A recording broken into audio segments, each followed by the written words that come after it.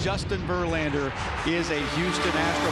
He established himself as an elite pitcher. He has a Cy Young. He has an MVP. What a pitch, 3 in a row. Verlander's just toying with him. Justin Verlander, another exclamation point in a Hall of Fame career. For the second time in 6 years, the Astros are baseball's best.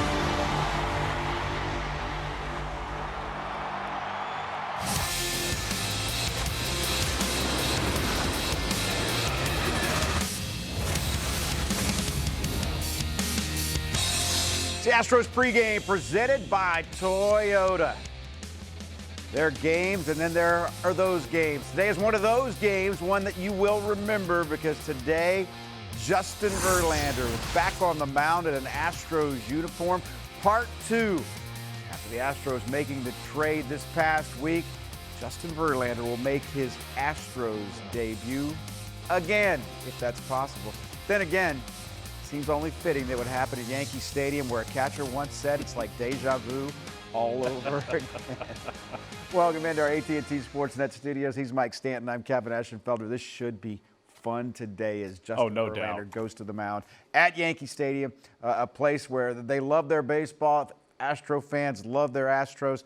This should be a lot of fun today. Yeah, there's no doubt. And Justin Verlander's been throwing the ball exceptionally well as of late. So you get the guy that you really didn't want to see go at the beginning of the season. He signed free agency with the Mets.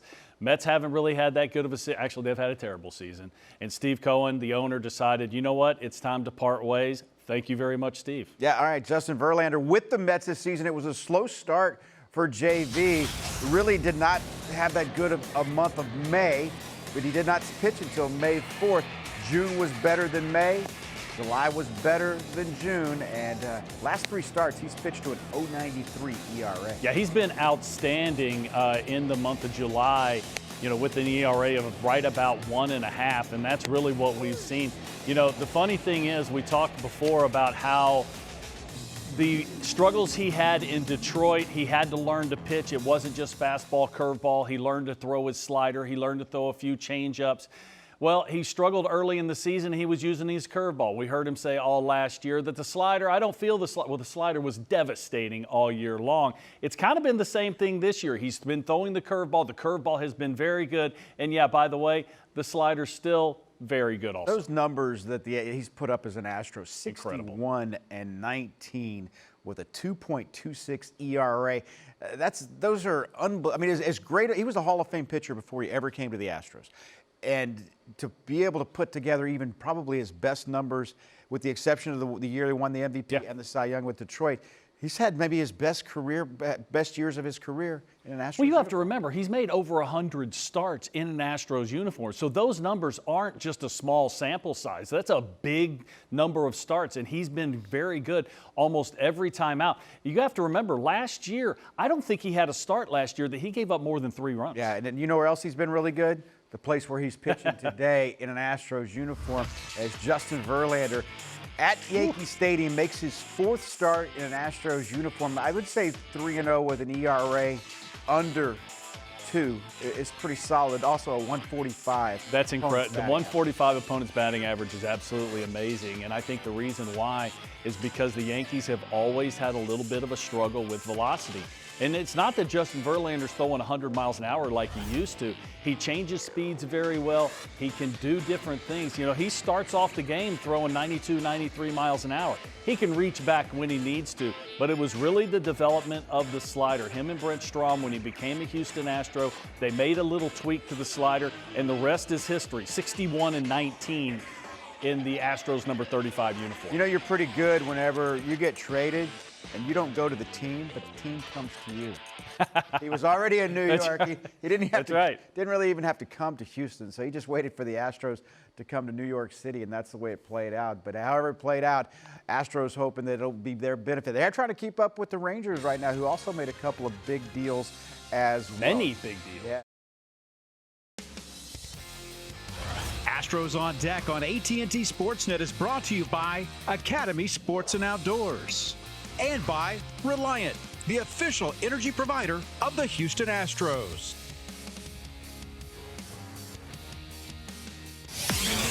Big day for the Astros and a big day for Framber Valdez to try and get things rolling. You're right, TK. He's happy to see that calendar month turn into August. Swing and a miss. That's a good start for Framber Valdez, getting Steven Kwan here to start the game 4-0 with a 3-2-2 against Cleveland. This one towards Pregame on 2 bounces. Alex makes the throw in time, and Framber looking good early for Howard from the Rangers. Jake Myers has to move to his left to make this play. Cam Gallagher flies out. Framber Valdez off and racing. 3 innings in. Ground ball. Altuve to his left will spin around and make the play on Kwan. Little chopper. Bregman makes the play. Framber doesn't even realize he just struck out one of the better hitters in the game. Framber's just so locked in. Ground ball towards second. Altuve to Pena for 1. Jeremy makes the turn for the double play. Framber gets another double play. Turn behind him. He has still faced the minimum after that leadoff walk in the 5th. Framber again with that good pitch count going. 12 pitches per inning. Starts the inning having thrown 60 pitches. And he gets a first pitch swing here from Arias. Alex Bregman on one big hop makes the play. Easy play for Jeremy Pena. Framber takes the glove off his hand and starts to stroll as soon as that ball was hit to Jeremy. A 6-pitch, 6th inning. Slowly hit. Pena's going to have to charge. Jeremy does. That's some of these. Pena makes the play. Framber rolls on. Just a little bit of perspiration he has to wipe from his forehead. Tapper towards the middle. Pena has to hustle. Jeremy will make the play to get Fry for the second out against the lefty Framber. Grounds one to Altuve. Framber's going to jog off the mound. He's feeling it tonight. Huge ovation, a standing O for Framber Valdez as he takes the mound for the 9th inning. Ground ball right to Altuve. Positioned perfectly. His throw a little high, and Abreu comes down on the back. Into center field, Jake Myers is there. That's 2 away in the 9th. 33,703. Not one of them sitting.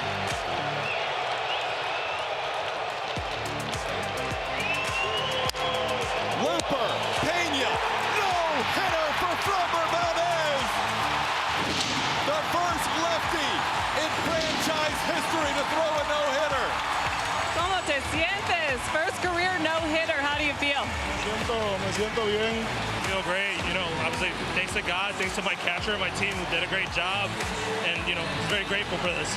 We've talked Framber a lot. We've talked Framber being good a lot, but he just threw a no-hitter. How did you guys do it? Framber, I think he has become a long way for us. Has become our ace. That guy is motivated day in, day out. Trying to get better. When he's not on the mound, he's standing, in the gym. He want to get better as every year comes up. That was our academy. That was fun. Framber Valdez. Oh, man, was it. Was it ever. First career no-hitter for Framber Valdez. Only 93 pitches thrown to get those 27 outs, and it was 27 outs that he got. And in history, it's the 16th no-hitter in franchise history since 1962. That's the most in the big leagues during that span. To put that in perspective, the Astros and the Mets came into existence in the same year, 1962. Yeah. The Mets have 2 no-hitters. The Astros now with 16, and it's been something that we have seen. And guys like Alan Ashby, but Martin Maldonado, another one. 3 no-hitters caught. It's tied for the 3rd most in Major League history. And, well, as far as managers are concerned, Walter Alston, A.J. Hinch, John McGraw. You're talking about some historic names there. John McGraw, Walter Alston, Dusty Baker. That is his 5th no-hitter. It's really amazing. The Astros franchise to having 16 no-hitters in a relatively small space of time. Well, I mean, you talked about the Mets. I mean, the Mets, the historic pitching staffs, the Cy Youngs that they've had, to only have 2 is pretty remarkable. It shows exactly how good the pitching has been here in Houston. But a couple things that I took from that clip right there. If you notice, there weren't very many curveballs for outs, but he being Framber, threw almost 50% curveballs. His breaking ball was absolutely filthy. That's why you saw so many outs on other pitches, because they had to respect the hammer. When you look at the all-time, and you can Google it, you can look at it all day long. I don't have all the exact teams, but I can tell you this.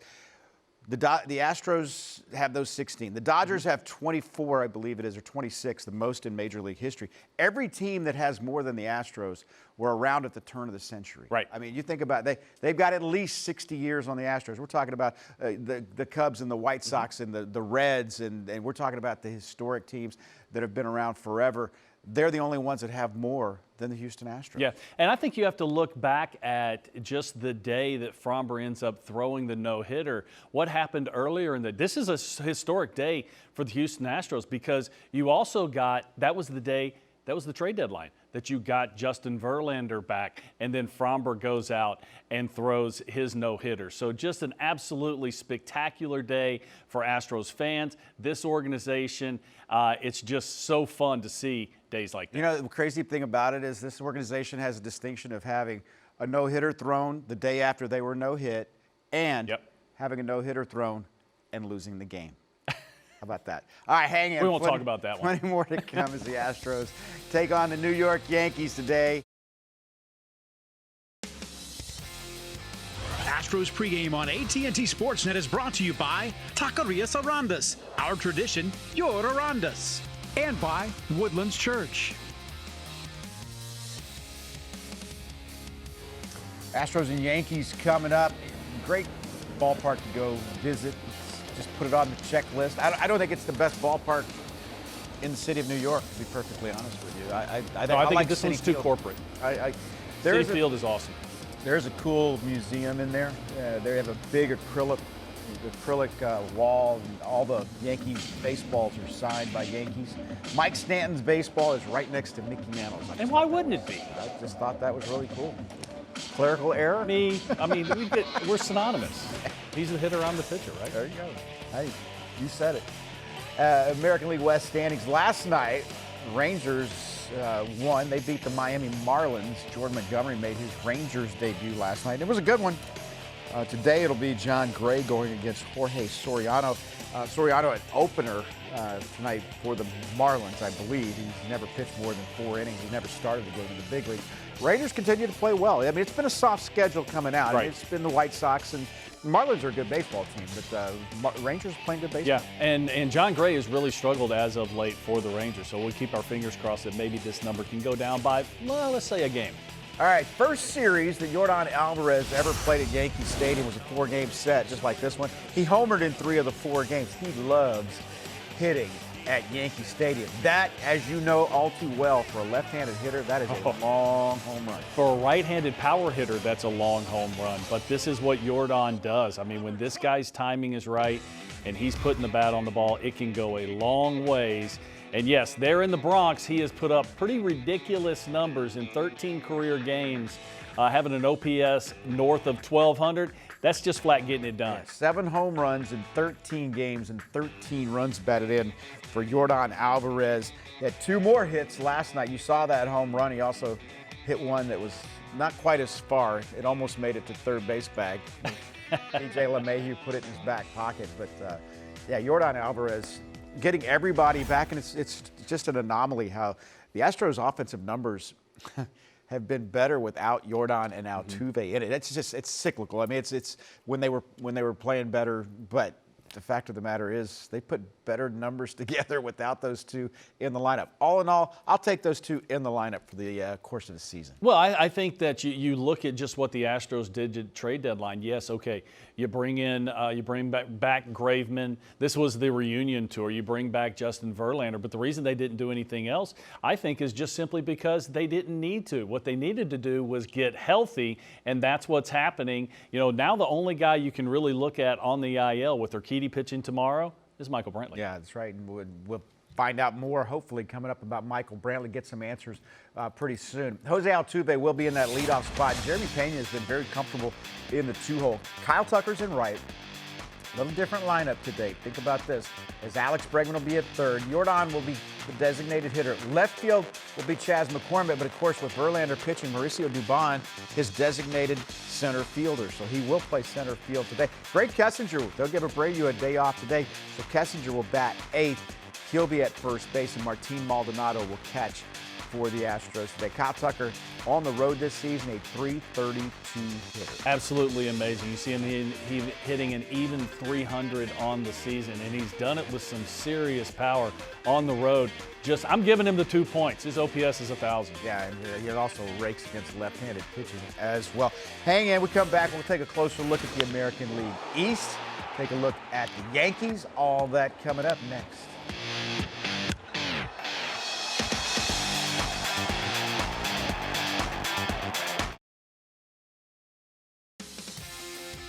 Astros pregame on AT&T Sportsnet is brought to you by Toyota. Let's go places. And by Houston Methodist, the official healthcare provider of the Houston Astros. Houston Methodist, leading medicine.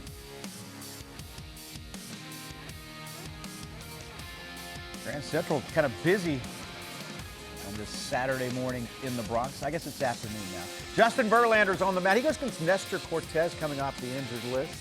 Cortez 5-2, but an ERA hefty 5.16. Outside of Garrett Cole, their starters have struggled. Bullpen's been solid, but as far as that is concerned, they have just not had enough. A lot of injuries, and that is a big reason why when you look at the standings, they're a last place out right now.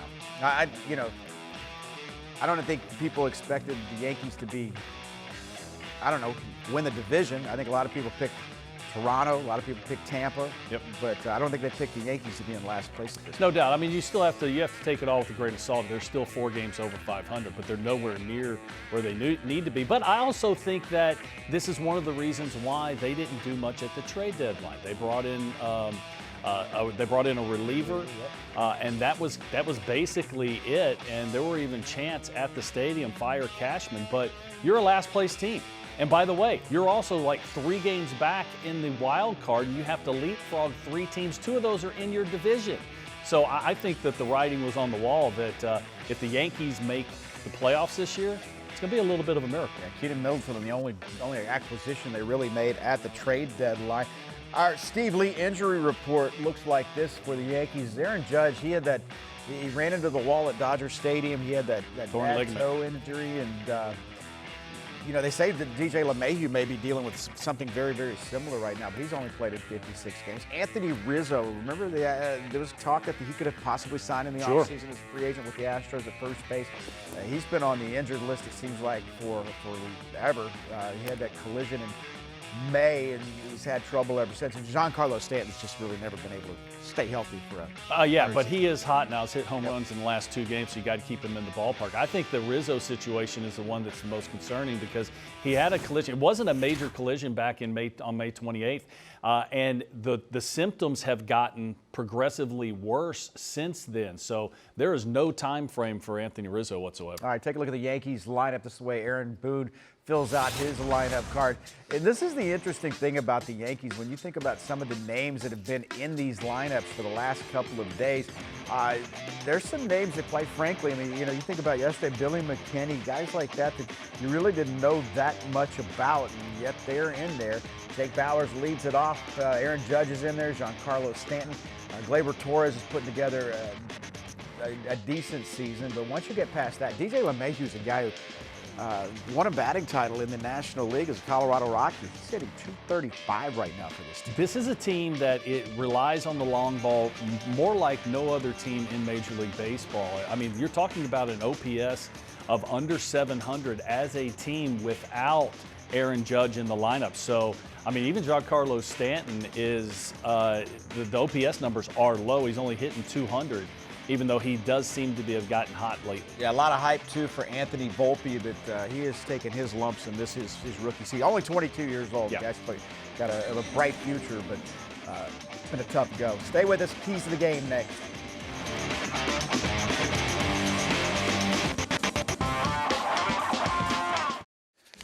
The Astros in a stretch of playing 8 out of 9 series against teams with winning records. So far, first 11 games in that stretch, they are 7-4.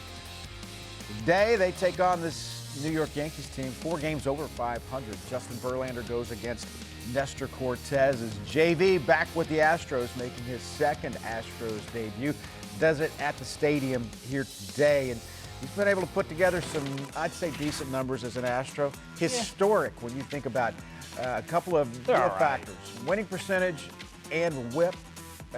His are maybe one of the best of all time as an Astro. Absolutely remarkable what he's done. And you have to remember, when he came over from the Tigers, I think one of the reasons the Tigers were trying to trade him is I think they thought JV was done. Yeah. Comes over, new life, new location, makes a couple adjustments, and these are the numbers that JV has been able to put up. He set the bar awfully high. We'll have to see exactly how good he's going to be. I think he's still going to be very good, even the second stint as a Houston Astro. Yeah, and his numbers are just off the charts, as we've talked about a lot. You think about, he made 16 starts this year as a New York Met. This will be his 103rd start as an Astro, but been able to put together the kind of numbers 61-19 with a 2.26 ERA in an Astros uniform.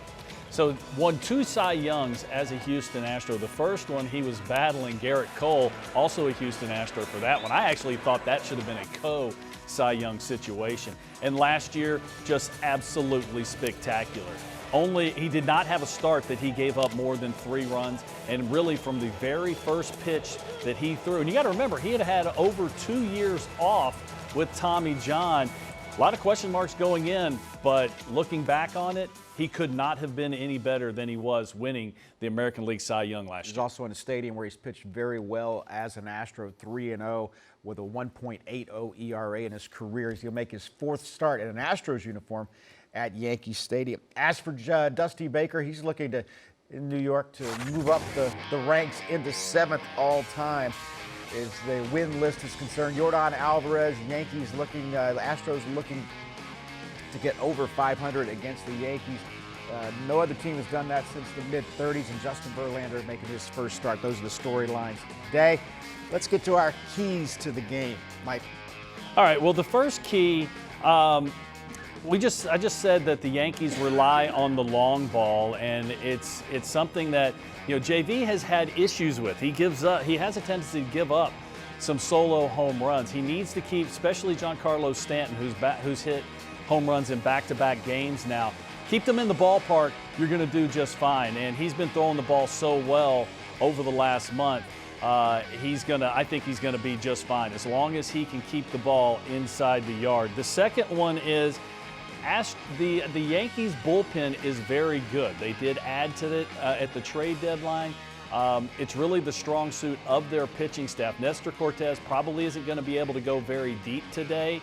He's a tough left-hander, but he's just coming back off the IL. So I think that if you need to get an early lead, because you don't want to try and play from behind and have to score, especially multiple runs late in the game off of a very good Yankees bullpen. Yep, Yankees, well, they've certainly had their struggles so far this season. The Astros looking to get to 15 games over 500 with the victory here today. It's game 3 of a 4-game series between the Astros and Yankees. It's coming your way from Yankee Stadium. Todd Callis, Jeff Blum, Julia Morales, they've got the call of the game. Verlander making his second Astros debut after the trade deadline. Coming over from the Mets, he's on the mound today in New York. We'll see you on the postgame.